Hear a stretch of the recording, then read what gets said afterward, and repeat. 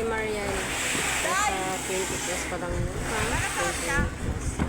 26 yata. 27.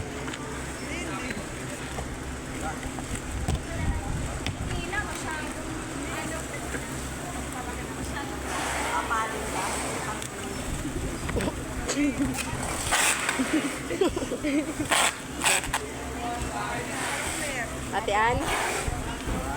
Si Joanne? Yeah. Bakit? Naka-padding. Padding shirt.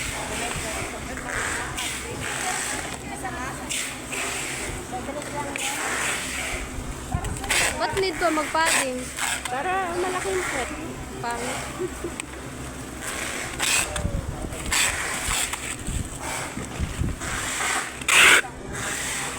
Sabi nga, pag hindi ka pinagpala sa matampak na pet, magsuot ng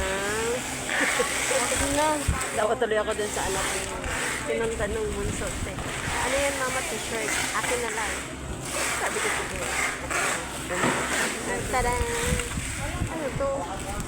Sabi ko Brian.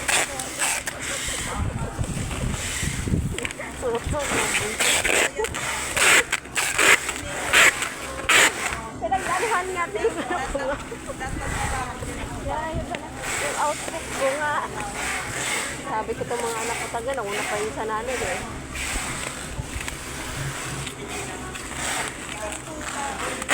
Tapos, di ba yung sa likod ko, hindi ko masarado. Sabi ko, hindi niya ako tutulungan. Dapat nga sana maging ano naman kayo sa nanay nyo. Tatlong taga-saan. Sabi ba naman sa kanya rin, hindi naman yung mamalikod mo. Sabi mo kasi, gano'n na ako. Sabi ko, ano niyo pa rin ba masarado? Hindi kasi nila maano yung zipper. Iba yung zipper noon. Hindi sabi ko. Saan yung large mo? Ayun.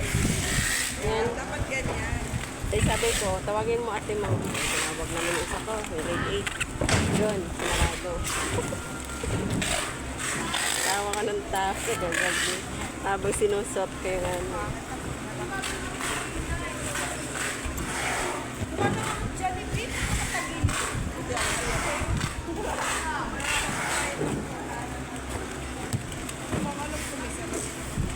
Parang araw-araw yata may ano ha.